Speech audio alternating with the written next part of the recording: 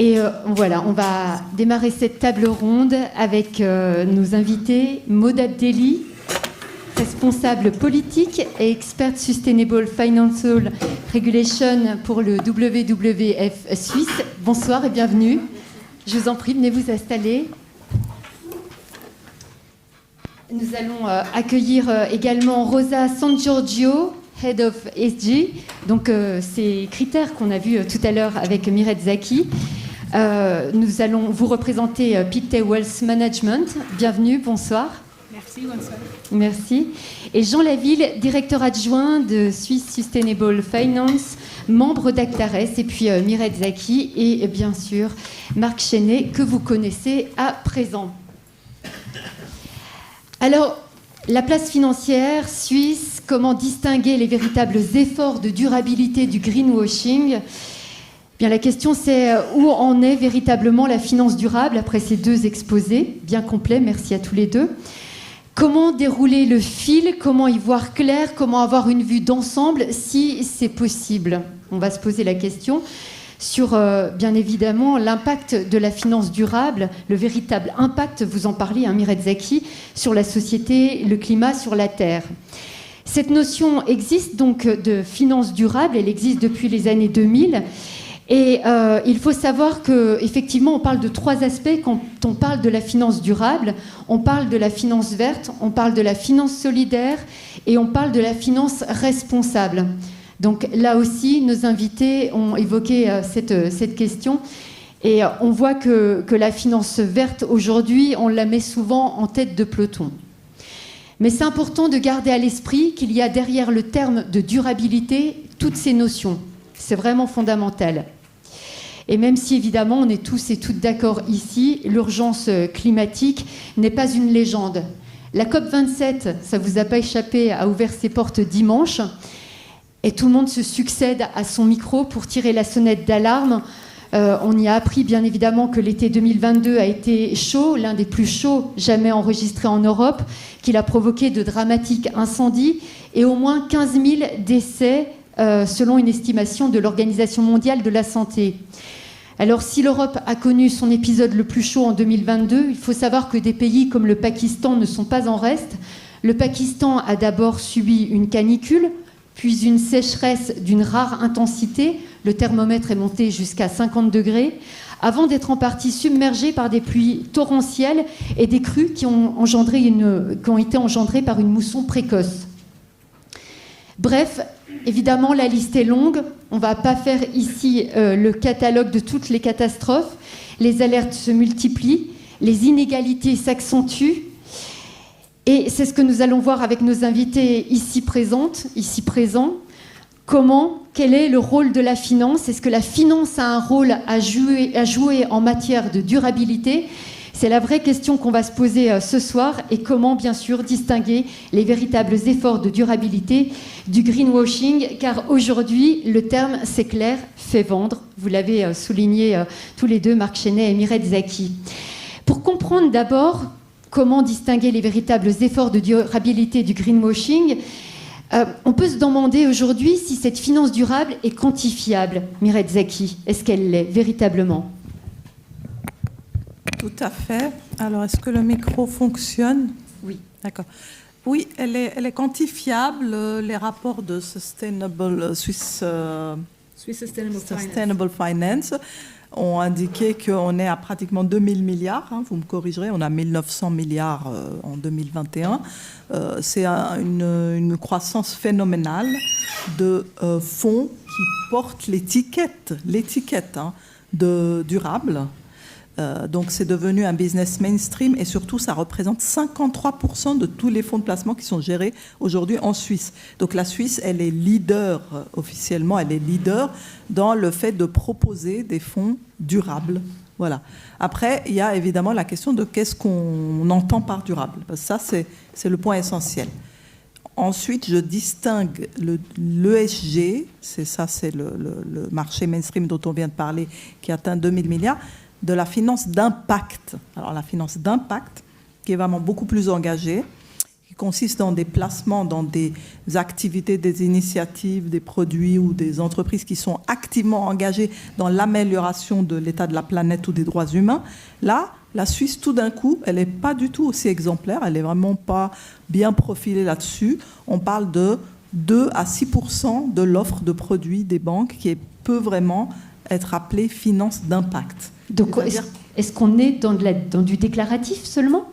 Pour ce qui est de la finance d'impact, oui, on n'est pas du tout leader. Les Scandinaves, ils font mieux que nous. Ils ont plus de finance d'impact.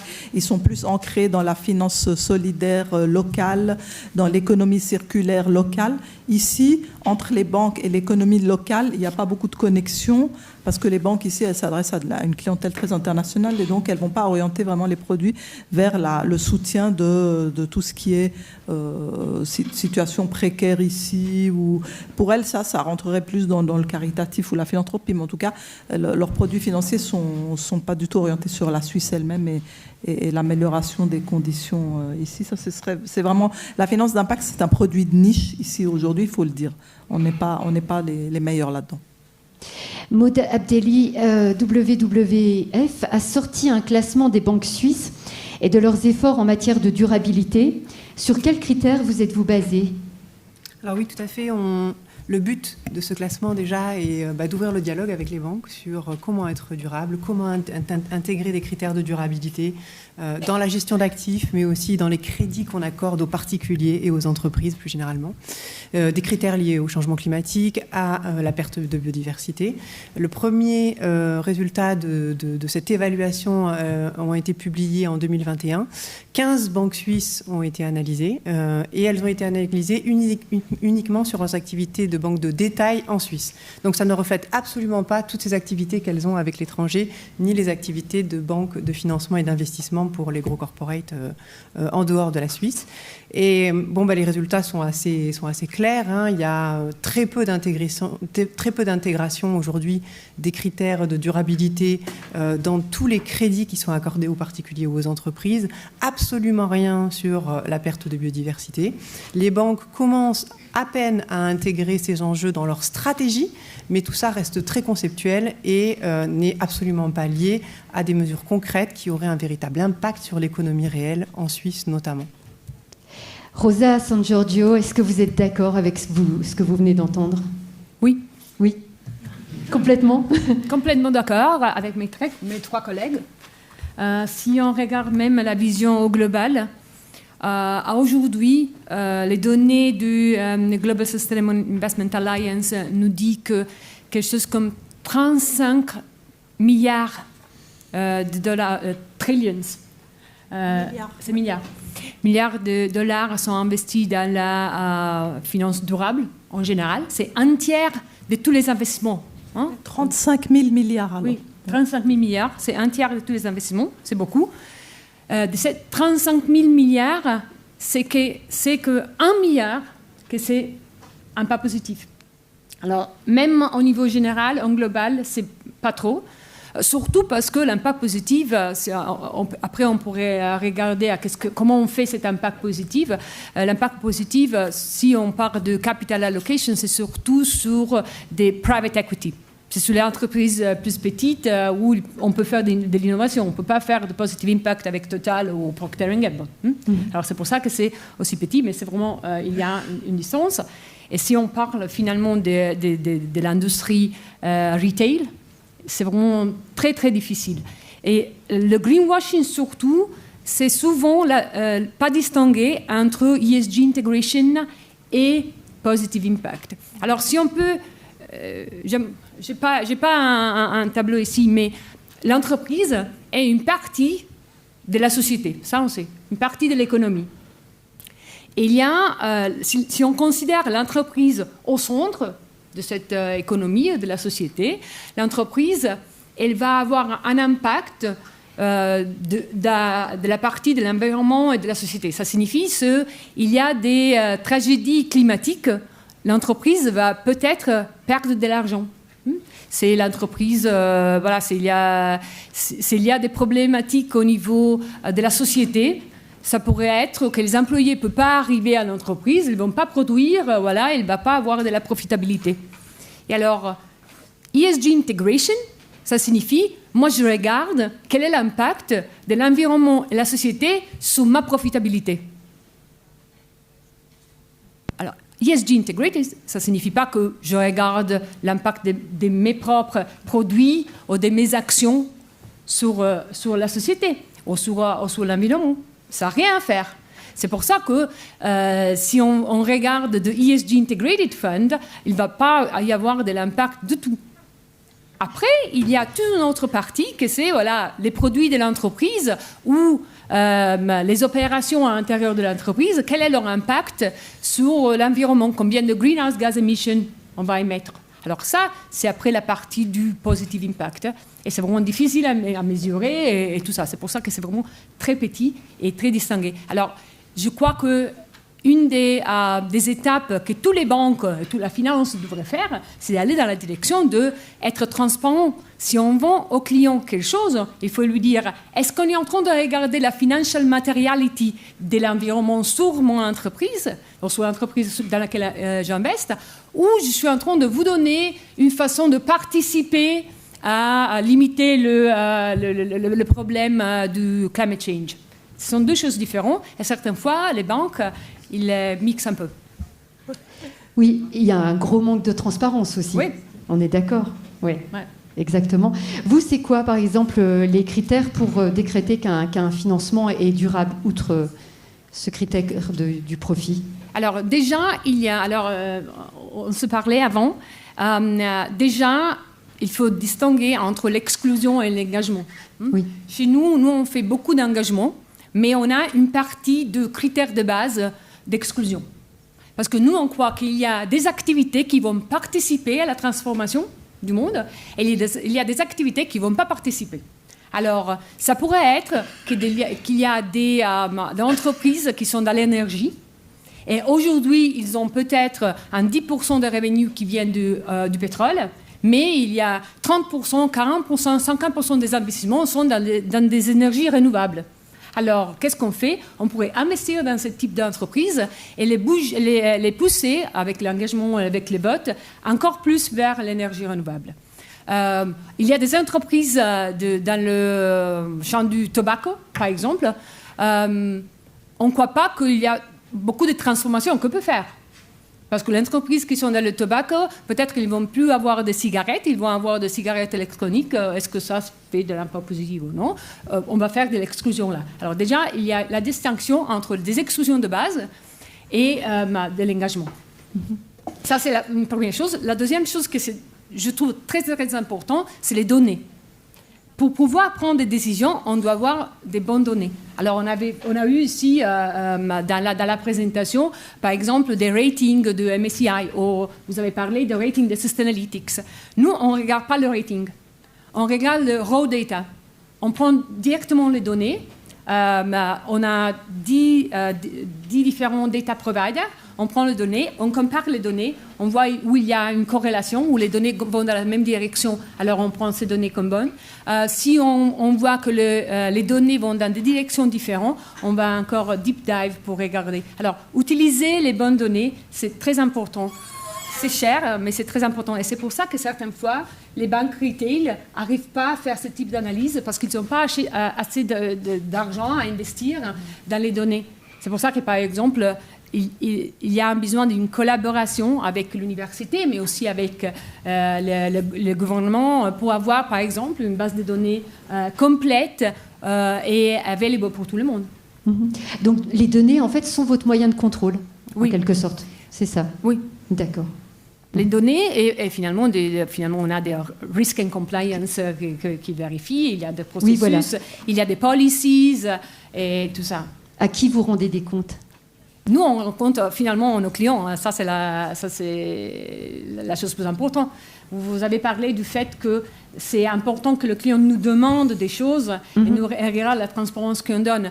Les clients, c'est pour nous très important. Et c'est pour ça que le reporting vers les clients, la transparence vers les clients, c'est super important pour nous. Nous, on donne par exemple des reporting sur toutes les données responsables à nos clients qui ont des produits responsables, des finances durables, de positive impact. Mais nous, on a aussi des rapports de responsible investing pour le client qui ne nous ont pas donné un mandat responsable. Pourquoi? Parce que nous, on croit qu'une partie de notre rôle, c'est aussi de créer l'information. Même si le client ne nous demande pas des critères ESG ou de l'impact, on pourrait lui dire, voilà, alors le greenhouse gas emission de votre portefeuille, il est là. Est-ce que vous êtes content avec ça? Est-ce qu'on pourrait faire quelque chose ensemble? Est-ce que vous voulez regarder d'investir plutôt dans le clean energy ou dans le water? C'est une partie de notre rôle, c'est de la formation. Est-ce qu'il existe aujourd'hui des autorités de contrôle efficaces, efficientes? C'est une question que je vous pose, Marc Chenet, à Jean Laville également, et puis à vous aussi, Maud Abdelli. Est-ce que la BNS, est-ce que la FINMA joue un rôle dans ce contrôle ou pas? Vous voulez commencer? Non, allez-y, je vous en prie. Écoutez, donc le mandat de la BNS consiste à surveiller l'augmentation des prix, avec l'objectif de 2%. Ils y arrivent difficilement. Pendant la Covid, c'était largement inférieur. Maintenant, c'est supérieur. Bonne chance. Sur cette base, où est la durabilité dedans? Alors, en se centrant sur ce mandat supposé très strict, ça leur permet effectivement de dire on ne s'occupe pas d'autre chose. Alors, si c'est vrai, il faut changer de mandat, parce qu'on est confronté à des problèmes importants aujourd'hui. Mais il ne faut pas se voiler la face non plus. Dans un monde dans lequel, effectivement, on aura moins de production agricole, on est confronté au réchauffement global, ça va avoir un effet sur les prix. Donc même s'ils veulent se focaliser uniquement sur l'augmentation des prix, ils se doivent de considérer cet élément, donc la perte de biodiversité, le réchauffement global. Par ailleurs, les investissements de la BNS, on les a vus, Exxon, Chevron, fracking, on aimerait comprendre. Le fracking, ça veut dire du méthane, un gaz bien plus dangereux que le CO2. Comment peut-on prétendre être vert, ou vert clair en tout cas, et puis investir dans Chevron ou Exxon? Pour le fracking, non. Il faut que la presse s'empare de tout cela. Il faut changer le mandat, ça ne va pas. Quant à la FINMA, elle est censée surveiller les marchés financiers. Bon, je ne sais pas comment elle les surveille précisément, mais en tout cas, le résultat n'est pas là. Voilà un beau tableau.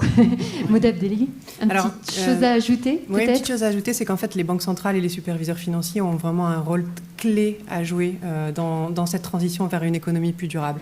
C'est elles qui fixent les règles du jeu et le comportement des acteurs sur les marchés financiers.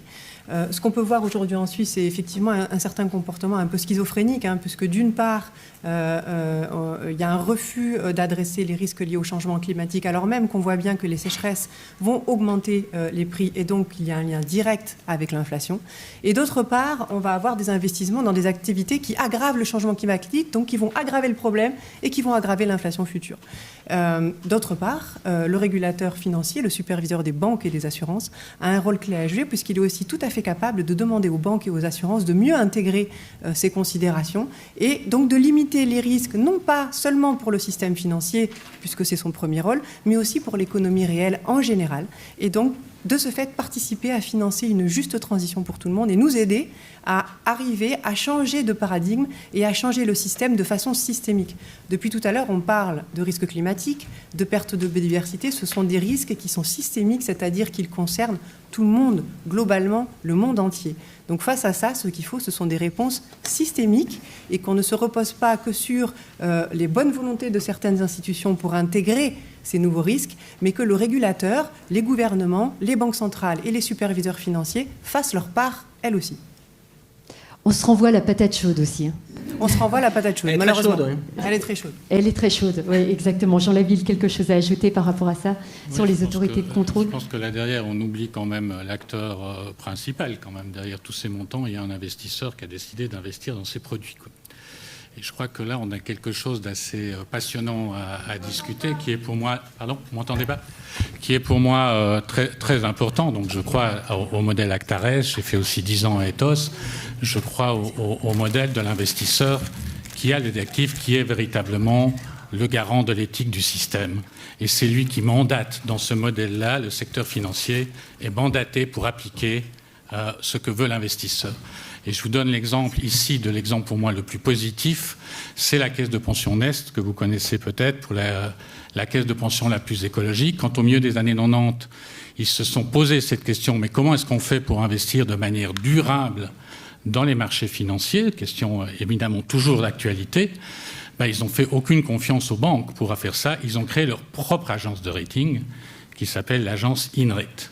Et c'est Inrate qui a validé la qualité selon les valeurs de Nest, selon les critères de Nest, qui a défini très exactement ce qu'était la durabilité, selon leur vision à eux, qui est, je vous rappelle, une vision très ambitieuse par rapport à ça. Et c'est comme ça que je trouve qu'actuellement le modèle est le plus prometteur. C'est vraiment à l'investisseur de décider ce qu'il veut. Vous n'allez pas, quand vous allez acheter une voiture, vous n'allez pas demander au garagiste « donnez-moi une voiture ». Vous voyez ce que je veux dire? Il va naturellement, si vous faites ça, vous donner la voiture qui l'intéresse, lui, le plus à vous vendre. Quand vous allez chez Pictet, Pictet a des fonds classiques, des fonds durables, des fonds ESG, des fonds thématiques. Et si vous ne savez pas ce que vous voulez, vous, qui va décider pour vous?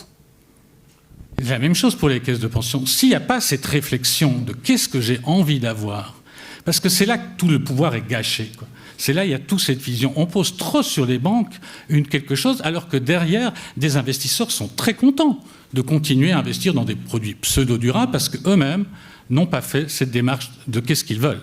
Le rôle, je suis aussi actif à Concert, où notre rôle est justement d'essayer de prendre des investisseurs institutionnels, fonds de pension, les faire travailler pendant des heures. Qu'est-ce que vous êtes d'accord de faire autrement que d'investir dans tout ce que les banquiers vont vous proposer de matière standard? Et ça peut prendre de 3 à 5 heures, on a des questionnaires, et c'est très difficile d'avoir un consensus parmi les détenteurs d'actifs sur ce qu'ils veulent faire autre chose que d'investir dans tout ce qui bouge. Donc c'est là où il y a une réflexion qui est quand même, où on perd beaucoup actuellement, c'est tout ce pouvoir d'essayer de dire, mais finalement, le banquier, il va le faire. Moi, pourquoi je suis arrivé dans la finance durable? C'était au milieu des années 90. Il y a une grande caisse de pension qui est arrivée à la banque où je travaillais, et il a dit, je vous donne 2 ans pour me faire une offre de produits durables. 2 ans après, on avait l'offre. Sinon, on n'aurait pas gardé le client. Donc si toutes ces banques développent ces produits, il faut bien les voir comme des produits de qualité. C'est-à-dire il y a des produits qui sont très avancés, des produits qui sont moins avancés. Pourquoi? Parce que derrière, vous avez plein de profils de clients différents. Il y en a qui veulent du très durable, il y en a qui veulent du moyen, d'un petit peu, etc. Et c'est la même chose que dans l'industrie automobile. C'est finalement le client qui décide ce qu'il veut faire. Mais si on continue d'avoir des clients privés, institutionnels, qui ne font aucune réflexion, c'est évident que le banquier va lui filer le produit qui est le plus intéressant pour lui. Donc il y a, qui va lui donner ce qu'il veut. Donc la force, et c'est pour ça que le rôle d'Actares a été créé, je vous rappelle, ça fait plus de 20 ans que je suis membre d'Actares, c'est justement pour informer l'investisseur qui a un pouvoir, que les entreprises sont aussi dirigées par les actionnaires et que le secteur financier est aussi dirigé par ceux qui veulent bien investir leur épargne selon des critères. Et c'est là le modèle d'Actares, c'est là le modèle d'Ethos, c'est là le modèle de Nest. Et celui-là, on n'est pas encore au bout, parce que maintenant, il y a une grosse réflexion à se faire en Suisse sur nos fonds de pension. On a à peu près 1 milliard, 1000 milliards, une fois et demi notre PIB qui est dans ces fonds de pension. Et maintenant, le débat est, est-ce que l'on utilise ces fonds dans la tradition de la finance enseignée aux universités, attention, on ne transige pas, devoir fiduciaire, maximisation de rendement. J'ai toujours des étudiants qui sont formés sur la base de ce modèle pré-anthropocène, maintenant qu'il y a plus de 70 ans, et on forme massivement encore des étudiants à un modèle totalement inadapté à notre réalité. Donc, et ces gens-là continuent de faire des choix et proposer à des caisses de pension d'investir selon des critères purs, parce qu'on est incapable de les former à intégrer des enjeux de durabilité. Donc cette défiance-là est là. Mais le modèle fondamental qui est celui d'Actares, il a encore un énorme potentiel maintenant, c'est que ce sont mobiliser les investisseurs pour dire, voilà, nous, la réflexion qu'on va faire, et on va trouver des partenaires financiers qui soient à la hauteur de répondre à ces enjeux. Voilà, on va revenir sur la formation, mais juste avant, Mireille Zaki, vous vouliez réagir? Oui, c'est vrai que ce que vous dites sur les investisseurs, c'est comme quand on dit, finalement, c'est le consommateur qui décide. Si tous les consommateurs arrêtent d'acheter des objets en plastique, ça va aider la planète, etc. Mais au fond, j'ai trouvé, en suivant le sommet sur la durabilité que j'ai mentionné tout à l'heure ici, qui est maintenant devenu un sommet mondial, que les banques se dédouanent vraiment tout le temps, en permanence. On ne peut pas y arriver tout seul, c'est à l'État de faire, c'est à l'investisseur de faire, c'est aux collectivités, c'est aux ONG. C'était un message qui a été matraqué pendant les 20 jours les 7 jours du sommet. Et je trouve qu'au fond, il y a quand même un enjeu de responsabiliser les banques. Et quelque part, c'est aux régulateurs de le faire, comme vous l'avez dit. Et pour revenir sur l'aspect de la FINMA et de la BNS, etc., non, je crois que c'est encore pire que ce qui a été dit. C'est-à-dire la FINMA n'a absolument aucun mandat de surveiller l'aspect durable du travail des banques avec les clients. Elle est toujours strictement limitée à tout ce qui concerne, disons, l'octroi de crédit, les fonds propres au bilan et puis la LBA, la loi sur le blanchiment d'argent. Mais au-delà de ça, elle n'intervient pas. Et il faut se souvenir qu'après 2008, elle avait dit texto, nous n'avons trouvé aucun manquement dans les agissements du management d'UBS, qui a perdu 50 milliards sur le marché subprime. Il n'y a eu aucun manquement. Ces deux mots, aucun manquement, je m'en souviens très bien. C'était dans le communiqué de la Commission fédérale des banques à l'époque, qui est devenue la FINMA. Donc, à un moment donné, il faut qu'eux aussi soient responsabilisés de faire un travail. Parce que, dans le fond, ce que j'ai envie de dire, c'est qu'on ne peut pas laisser une cause aussi importante que l'avenir de la planète au libre choix des investisseurs ou à la volonté d'autorégulation des banques. Il faut que l'État intervienne, et c'est là où l'État il a vraiment un rôle à jouer. Mais, encore une fois, lors de ces sommets sur la Sustainable Finance, BlackRock ont été très très clairs, M. Hildebrandt et puis maintenant le patron de BlackRock, Larry Fink a clairement dit, ils sont les devenus en Suisse, merci.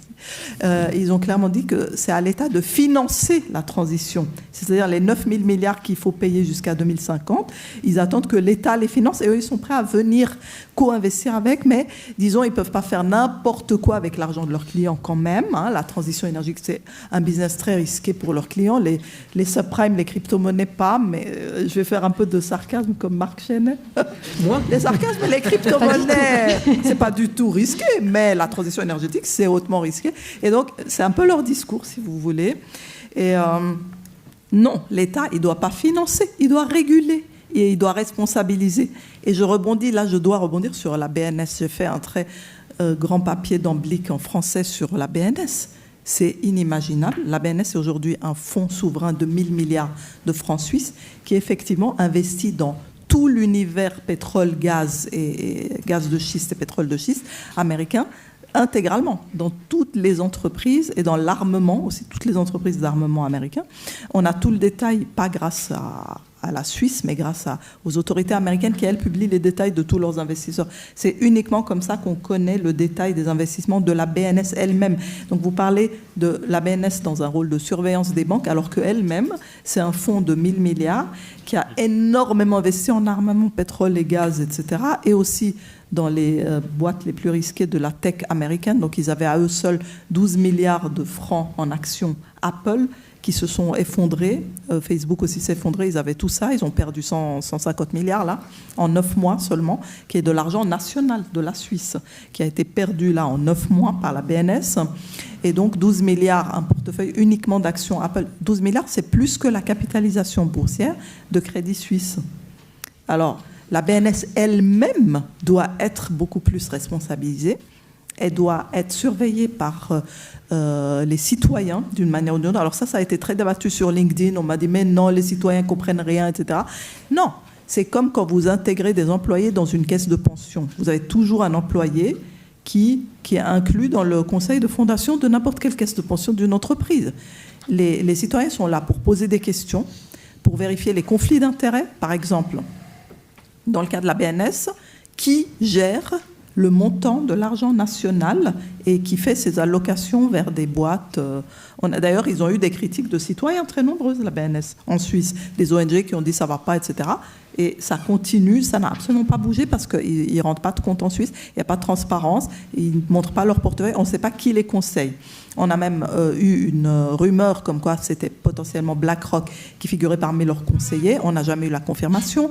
On est obligé de spéculer parce qu'on ne sait pas qui les conseille. Si quelqu'un les conseille dans le sens de soutenir le secteur du schiste américain, et qu'il est en conflit d'intérêts patent, flagrant, on ne peut même pas le vérifier. On ne sait pas qui le fait, pourquoi, comment, sur quoi se basent les décisions d'investissement. C'est vrai que la BNS pourrait investir dans des causes beaucoup plus nobles parce qu'elle, en plus, elle n'est pas censée gagner de l'argent. Elle est juste censée placer des devises dans des marchés stables. Elle pourrait intervenir à titre d'exemple, en fait. Alors, elle doit être exemplaire et ouvrir la voie.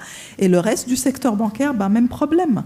Celui qui était à la tête de la durabilité chez Safra Sarrazin, par exemple, il a quitté récemment, il a fondé Radicant, une boîte qui fait que de l'impact. Parce qu'il explique dans Bilan, le magazine Bilan, que quand il était à la banque, une banque, effectivement, elle a des conflits d'intérêts. Son département crédit va octroyer des crédits à des boîtes, de l'armement, du pétrole, etc.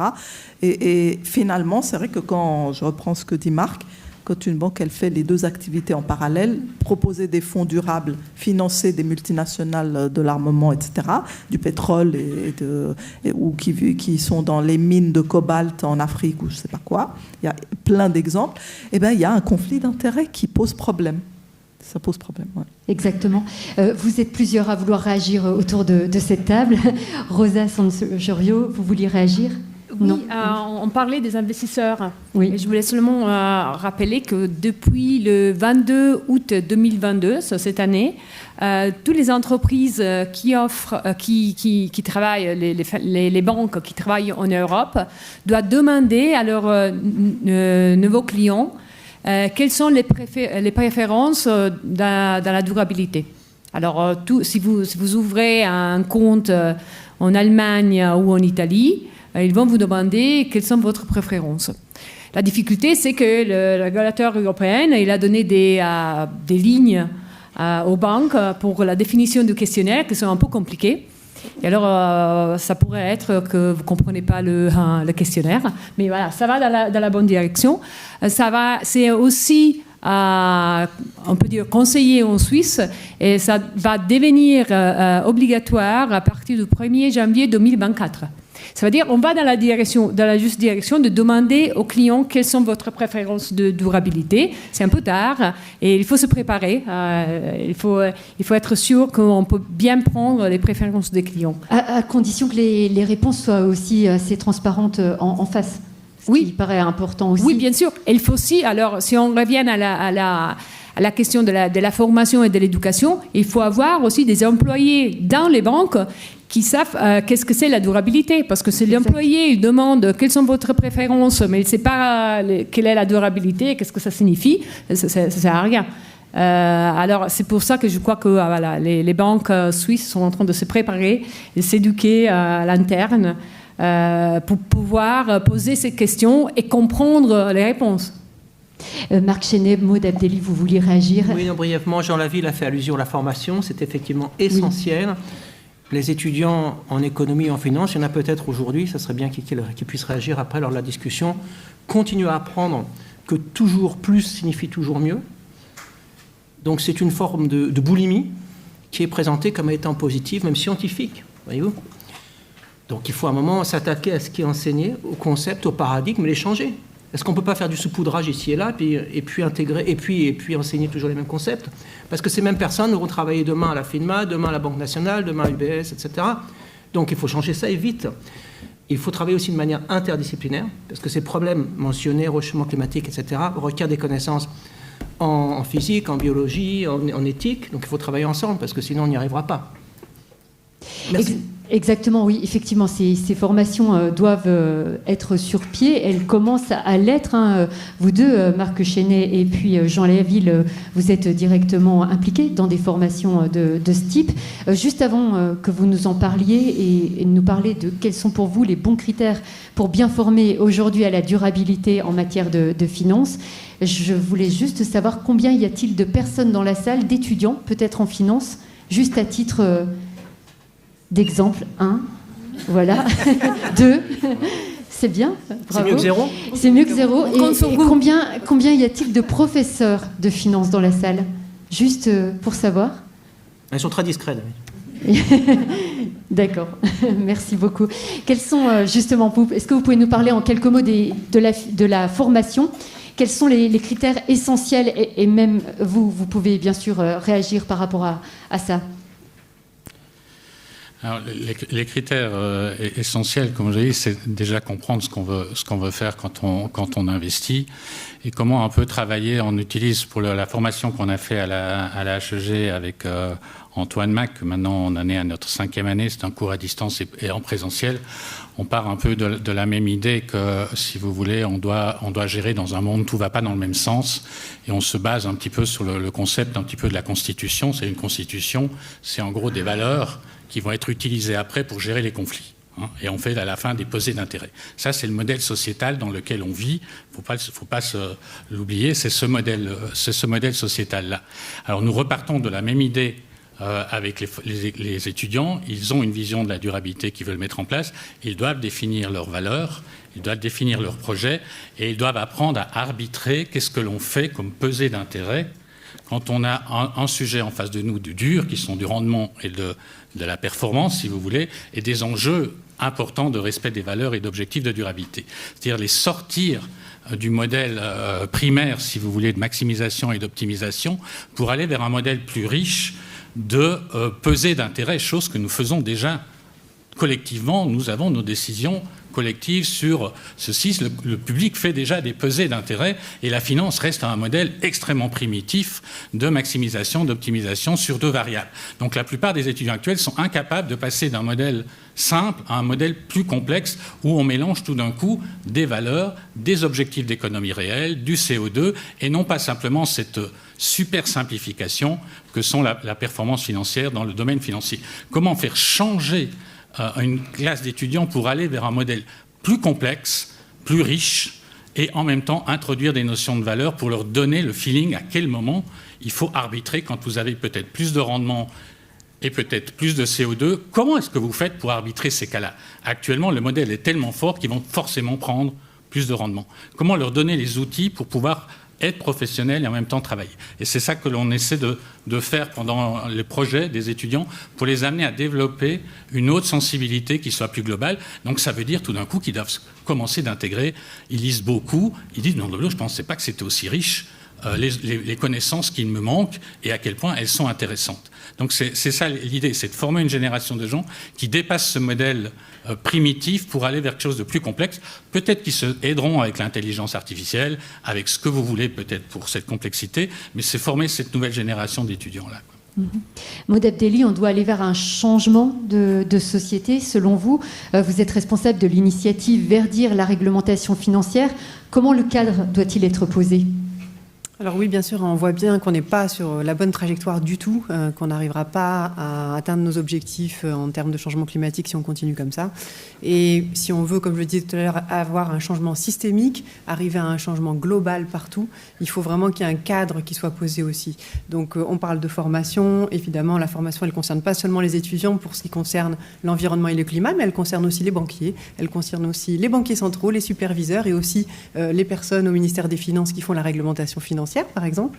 Et ce changement, ce cadre, ce changement de paradigme doit être posé par tous les acteurs, c'est-à-dire les gouvernements, les banques centrales, les superviseurs et tous les régulateurs. Il n'y a que comme ça qu'on y arrivera. Et c'est un changement donc très profond. Il faut vraiment arriver maintenant à mettre la nature et l'environnement et le social au cœur du fonctionnement des marchés financiers pour que chaque rouage de ces marchés en tienne compte quand chaque décision est prise d'investissement ou de financement. À votre avis, quels sont les pas qui restent à faire justement pour aller vers cette finance durable efficace? Allez, on commence par Mireille Zaki.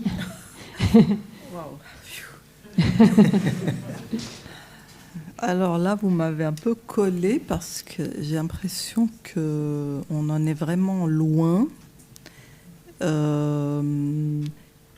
Comment dire, au niveau où la finance est arrivée aujourd'hui, où elle brasse peut-être, je pense qu'on est dans les 800 000 milliards. Les marchés financiers doivent représenter des montants de cet ordre de grandeur, 800 000 milliards. Comment transformer cette masse d'argent investi dans des actions, des obligations d'entreprise, des dérivés, dont une partie très importante qui est vraiment purement spéculative, qui c'est elle qui attire. Si vous voulez, votre question, c'est comme si vous me disiez, bon, comment faire que le fait d'aller au casino soit fait avec une volonté d'améliorer le monde ? Exactement. C'est la question.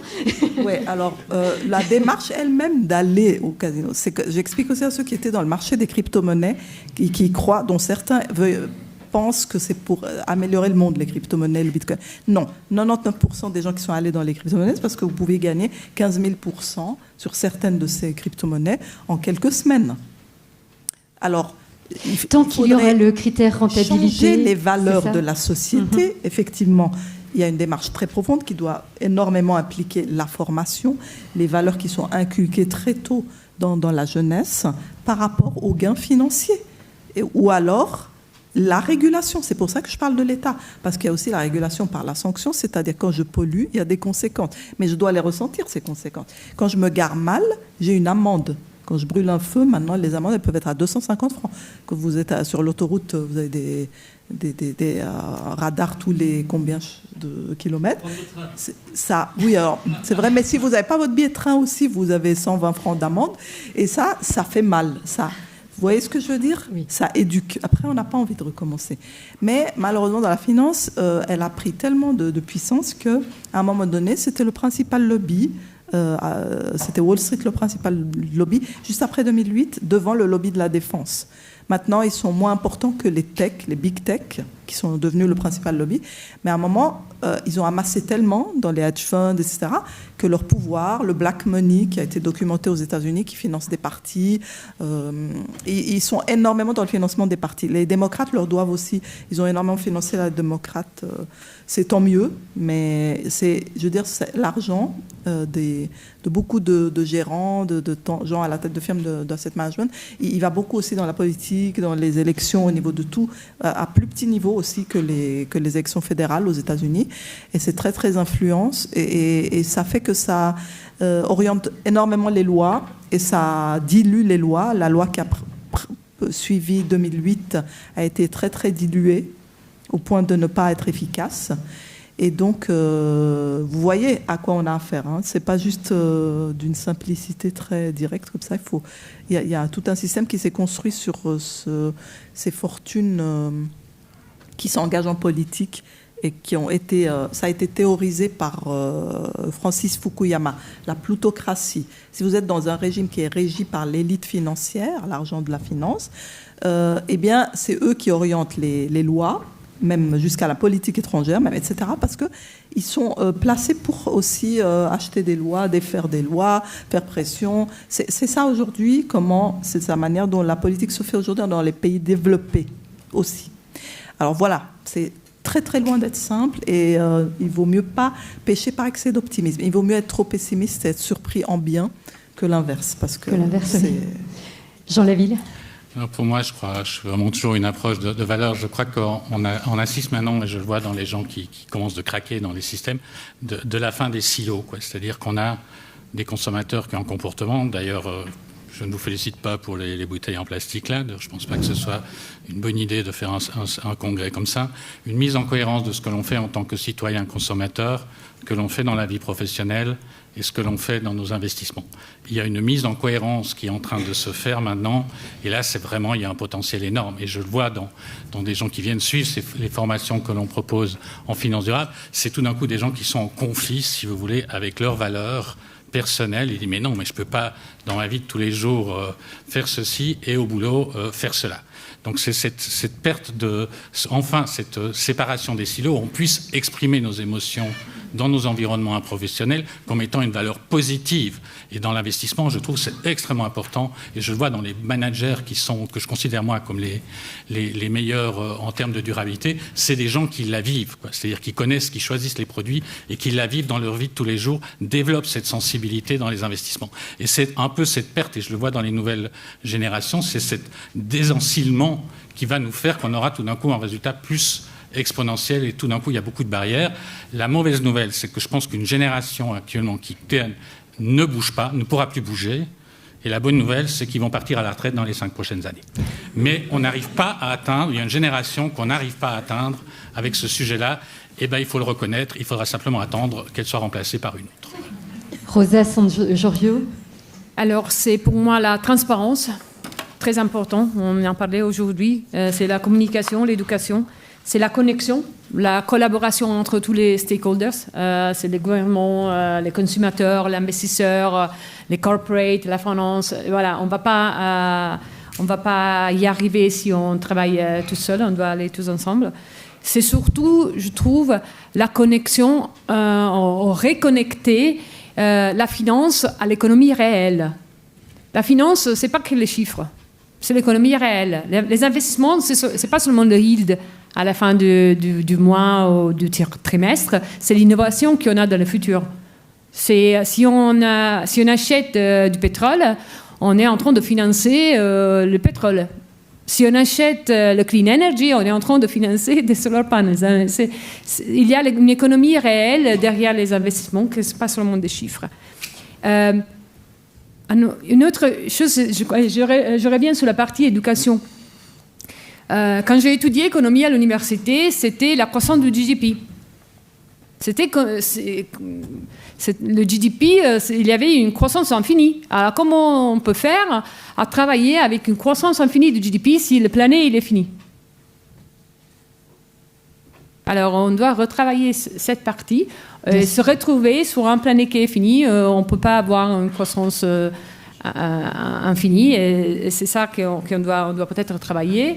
Dernier point, peut-être, je ne sais pas si on va y arriver parce que c'est difficile de price everything, mais il y a aussi la nécessité de faire un peu un pricing des externalities. Parce qu'il y a des compagnies qui polluent ou émettent de greenhouse gas emissions, et si on n'a pas un carbon pricing, on ne pourrait pas arriver à pricer de la bonne façon. Je vous vois surprise, Maud Abdelli. Non, pas du tout. Non. Je pense que ce qu'il faut, c'est surtout ne pas renoncer, ne pas se dire qu'on ne va pas y arriver, et se dire qu'on va contribuer au changement, quel qu'il soit à la fin. Ça, c'est très important, je pense.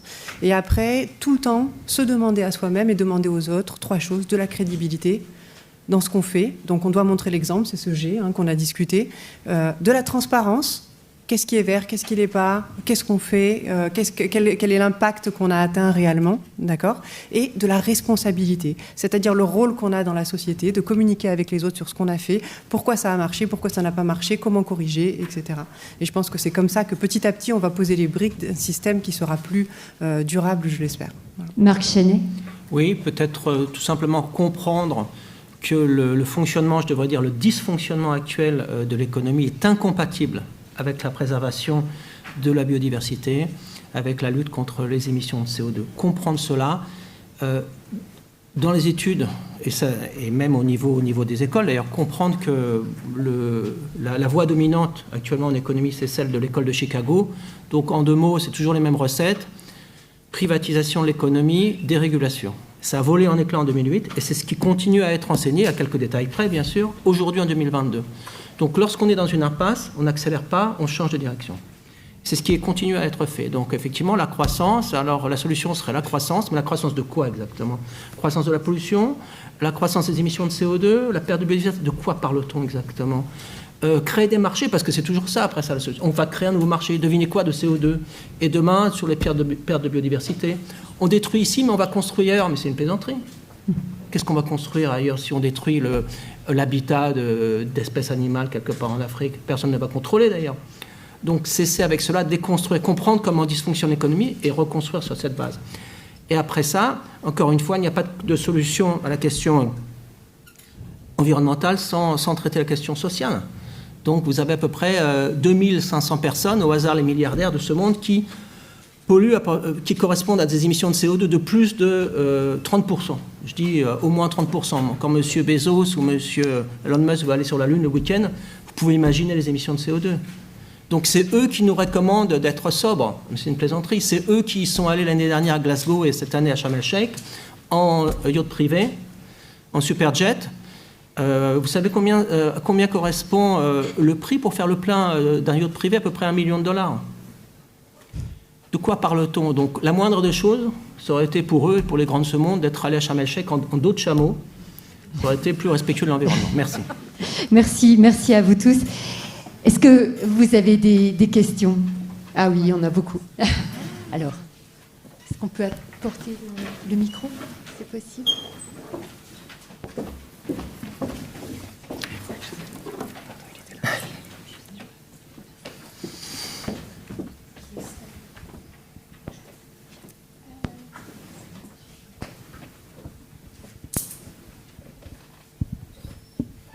remercie. Bonsoir. Peter Losli, Fernand Voltaire. Afin de restreindre au maximum ma question pour avoir des réponses claires, je voudrais poser une question brève.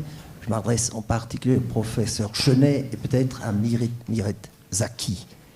Que faut-il techniquement, juridiquement faire pour changer les rapports de force entre la BNS et le pouvoir politique à l'échelle suisse, à court terme, pour aller dans le sens d'un changement radical en termes de transformation du monde?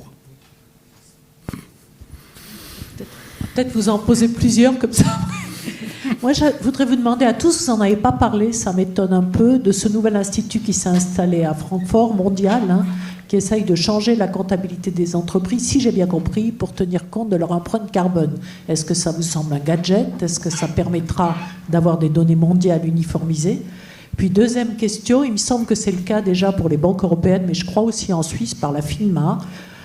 Finance Watch a sorti un rapport il y a déjà 2 ans montrant qu'il y a un risque systémique pour les banques et les assurances du changement climatique. C'est-à-dire que ces instituts financiers ont dans leurs actifs des actifs qui vont se dévaloriser extrêmement vite puisque le changement climatique va plus vite que ce qu'on avait prévu.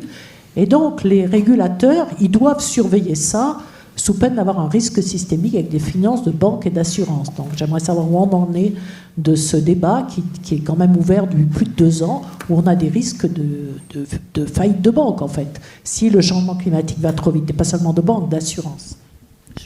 Je peux répondre alors à M. Losli. Bonsoir.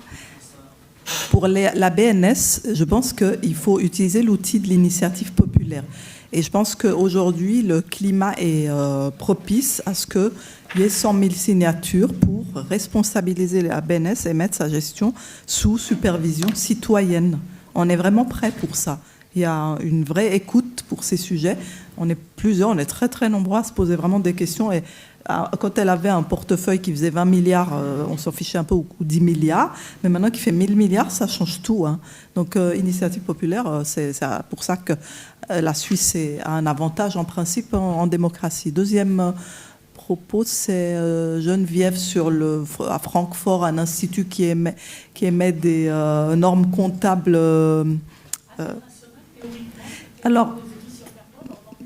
Alors malheureusement, moi, en ce qui me concerne, ce que je sais, c'est qu'aujourd'hui, c'est les États-Unis qui ont le pouvoir normatif dans les comptes. C'est eux qui ont les US GAAP actuels qui sont appliqués partout.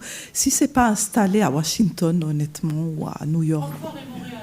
Francfort et Montréal, c'est gentil, ça vise surtout les entreprises européennes, mais je considère que, si on est pragmatique, c'est pas comme ça que ça va s'arrêter. En gros, pour tout dire, il faut que les entreprises américaines adhèrent et britanniques, etc., adhèrent à ces normes, même si elles sont à Francfort. Mais jusqu'ici, ça a été dans l'autre sens plutôt. Ensuite, sur les risques écologiques d'actifs dans les bilans d'assureurs et de banques, oui. Il y a plein d'investissements aujourd'hui qui sont risqués sous l'angle écologique. Ils vont perdre de la valeur parce qu'ils ne sont pas écolos, ils sont trop polluants, ils vont se dévaluer, etc. D'accord, il faut aussi utiliser cet argument pour dissuader les gens d'investir là-dedans. Il y a un vrai risque financier à investir dans des actifs polluants. C'est très bien. Si ça peut dissuader des investisseurs d'aller dedans, ça peut s'ajouter à d'autres arguments. Si les arguments purement de sauver la planète ne leur suffisent pas, eh bien, c'est très bien d'avoir aussi arguments financiers. Oui, okay. Oui, monsieur.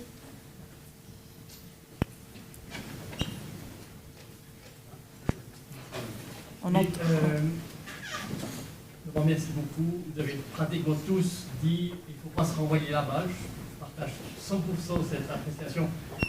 Vraiment, on a tous, où qu'on soit, une immense responsabilité. J'aimerais vous interroger sur la responsabilité des petits épargnants. On n'a pas beaucoup parlé, on a parlé des investisseurs, etc. Mais il y a, sauf erreur, je ne sais pas si je me trompe, mais il y a quand même pas mal de proportions certaines de la population qui disposent de moyens financiers, je ne sais pas, quelques dizaines de milliers ou quelques centaines de milliers de francs, déposés, comme vous l'avez dit, madame, à Finance, je ne sais rien, à la Banque du Peuple, et qui n'ont pas du tout ni le temps, ni l'énergie, ni les compétences pour aller voir si c'est bien placé ou pas bien placé. Est-ce que vous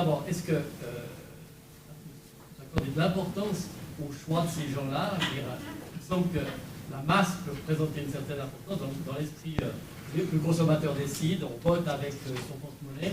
Est-ce qu'ils peuvent influencer les choses en changeant, en demandant à l'endroit où ils ont mis cet argent de changer? Moi, ce qu'il faut qu'ils fassent, qui peut les conseiller? Parce que c'est des gens qui ne vont pas passer beaucoup de temps, comme vous l'avez déjà dit. J'en connais beaucoup, des gens qui ont un peu d'argent, ça ne marche pas. On vous écoute, on vous entend. On vous entend, oui. Vous m'avez entendu, tant mieux. Oui, vous les et finalement, qui peut les conseiller? Je voudrais bien que, je ne sais pas, qu'Actares ou n'importe qui d'autre s'adresse à ces épargnants et leur dit, écoutez, voilà, aujourd'hui, ce que vous pouvez faire de mieux, c'est de mettre votre argent ici, ou là. Est-ce que c'est le rôle d'Actares? J'en ai dit. Non, je pense que le rôle d'Actares est très clair. Il y a pas mal d'informations qui est donnée à Actares pour ceux qui sont membres d'Actares, mais ça veut déjà dire qu'on a des gens qui ont déjà fait une réflexion, etc. Si vous êtes membre d'Actares, c'est que déjà ce travail dont vous faites allusion a déjà eu lieu et que maintenant c'est même très sophistiqué de s'inquiéter de ses droits de vote. Vous voyez ce qui vient en général à la fin du processus. Mais je dirais que pour le petit épargnant, pour l'instant, ce qu'il ne comprend pas encore, c'est qu'il a sûrement plus d'impact à travers son fonds de pension qu'à travers son... Et il a sûrement beaucoup plus de leviers, comme je le vois régulièrement dans des caisses de pension, qui ne peuvent plus nous dire « écoutez, nos membres ne nous demandent rien ». Et maintenant, les lignes, par exemple, j'ai vu une pétition de plusieurs centaines de membres qui demandent à la caisse de pension, etc. Donc là, il y a sûrement plus de leviers, si vous voulez faire de l'impact, à travers le CO2 de sa caisse de pension, qui peut replanter un multiple de son épargne personnelle. Si vous parlez des petits épargnants, il y a sûrement plus de priorité à travailler collectivement sur la caisse de pension ou collectivement par des votes, des initiatives dont on a parlé, que directement peut-être perdre son temps à essayer d'acquérir des connaissances où personnellement il n'a peut-être pas envie de se poser ces questions aussi, vous voyez ce que je veux dire. Donc, mais par rapport à ce qu'a essayé de faire longtemps Actares, de mobiliser les membres pour demander aux caisses de pension de voter, a quand même produit un effet, une éducation qui a été confirmée lorsqu'on a voté la loi Minder, qui nous mène 36 articles dans la Constitution là-dessus, et c'est ce qui fait actuellement plus peur aux caisses de pension, c'est ce qu'ils appellent une mindérisation de la durabilité, c'est que de nouveau, il y a une initiative populaire qui reparte et qui impose aux caisses de pension tout ce que vous voudrez en termes peut-être de désinvestissement ou d'investissement.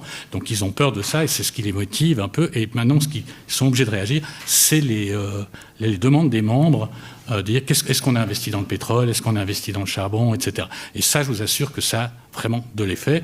Avec en ciseaux, de l'autre côté, les ratings de l'Alliance climatique qui aussi font une grosse pression.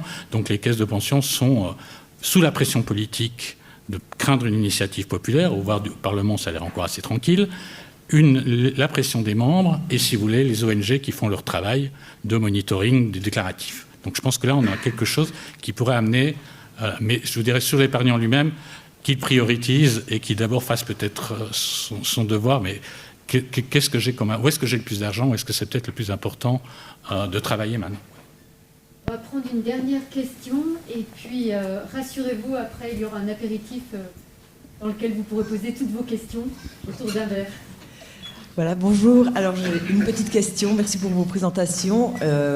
Merci à la Banque Pictet de représenter l'écosystème bancaire, c'est courageux. C'est vraiment dans ce sens où comment en fait l'investisseur peut réconcilier en fait une gestion qui est benchmarkée, c'est-à-dire que vos gérants, les gérants des caisses de pension, pour Monsieur Laville, vous gérez toujours contre un benchmark. Le benchmark est toujours investi en général quand même dans des sociétés qui ne sont pas forcément éco-responsables. Donc, tout pendant qu'il n'y a pas un changement de paradigme en fait de la part des investisseurs, comment on peut réconcilier, disons, cette équation ? Ça, c'est assez clair, la question. C'est vraiment très, très clair. Et je crois que ça se connaît. Voilà. C'est aussi le lien avec les investissements de la BNS, je crois. Parce que, voilà, si on parle de benchmark, on parle de gestion passive. Et si on fait de la gestion passive, c'est vraiment pas facile de faire de la finance durable. Parce qu'on est en train de tout acheter. Alors, même s'il y a des indices qui sont des indices ESG, quand même, c'est difficile de le faire en passive. Alors, pour faire de la gestion durable, il faut prendre des décisions. Et pour prendre des décisions, il faut faire de la gestion active. Alors, c'est les gens actifs qui peuvent faire de la finance durable. Ça signifie, pour nos clients, nos investisseurs, d'accepter que leur performance peut être un peu différente de la performance des indices sous-jacents. Ce n'est pas nécessairement négatif, ça peut être très positif. Mais je crois que le lien qu'on a eu dans les dernières 10-20 années avec le benchmark et l'indice et la croissance de la gestion passive, va pas dans la même direction de la finance durable où on doit choisir d'acheter quelque chose et de ne pas acheter quelque chose d'autre. Alors, la gestion active, c'est la solution. Si on veut donner des chiffres, si on regarde la définition de Sustainable Investment et de la taxonomie européenne, le premier pilier et le deuxième pilier qui font de le Climate Change Mitigation et Climate Change Adaptation, sur les indices mondiaux MSCI World, 6%, entre 6 et 7% des compagnies qui sont dans l'indice sont des compagnies qui ont des revenues qui sont Sustainable Investing. Alors voilà, vous comprenez que vos investissements sont l'investissement du MSCI World, 93% va être pas Sustainable Investment. Et si vous voulez acheter que des Sustainable Investments, c'est une partie limitée parce que c'est que des secteurs limités. Si on prend en général les exclusions, par exemple sur la partie pétrole, pesticides, tobacco, pornographie, en moyenne, on a des exclusions que vont vous donner vers le MSCI World, quelque chose comme 85-90% de l'indice. Ça veut dire avec des exclusions de base, vous devez quand même exclure entre 10 et 15%. Autrement, ça ne vaut pas la peine. Ça veut dire qu'il y a une distance entre l'indice. Voilà. Le monde, il n'est pas durable aujourd'hui. Alors, l'indice représente le monde. Alors, si on doit changer quelque chose, on ne peut pas acheter en passif. Jean Laville. Oui, alors par rapport à votre question sur le benchmark, dans la loi sur la LPP, je parle toujours des caisses de pension, je travaille pas avec le privé, il est dans la loi marqué que la caisse de pension doit avoir un rendement équivalent au rendement du marché des capitaux. Donc si vous prenez une caisse de pension, par exemple, qui déciderait de massivement sortir des énergies fossiles et qui pourrait se retrouver dans une performance qui dévie du marché et devoir demander de l'aide à l'office supplétif, tout le conseil de fondation pourrait être poursuivi pour avoir mené une politique qui ne soit pas en ligne avec les exigences. Donc c'est pour ça que simplement au niveau de la loi, de pouvoir dire que peut-être dans la loi sur la prévoyance professionnelle, de changer cet article et de lui mettre une dimension du rendement du marché compatible avec je ne sais quel système écologique ou mesure écologique, permettrait déjà de libérer la responsabilité des conseils de fondation par rapport à cette obligation extrêmement contraignante pour elles, parce qu'ils y engagent, et je rappelle que ce sont des bénévoles, ils sont bénévoles et en même temps, s'ils prennent une décision de ce genre, ils pourraient être engagés civilement sur leurs propres actifs là-dessus. Donc vous voyez à quel point le système dépend ici en Suisse du fameux petit citoyen consommateur. Là, il peut intervenir sur une potentielle loi que je pense qu'un jour, on va quand même plusieurs instances des caisses de pension reconnaissent que peut-être là, il faudrait faire quelque chose et de réduire, d'ouvrir une marge qui protège un peu les caisses de pension, alors qu'on travaille tous à la durabilité. Les caisses de pension sont encore dans le modèle financier pur et dur. Voilà. Merci beaucoup, merci à tous les 5, merci infiniment.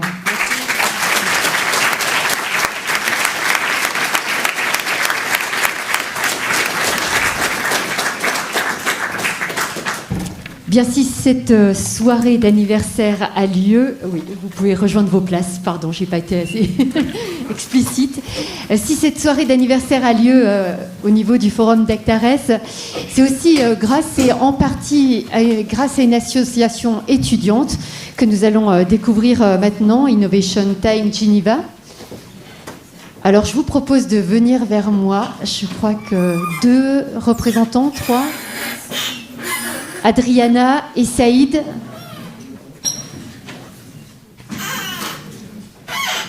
Je vous en prie, allez vers le pupitre. Voilà.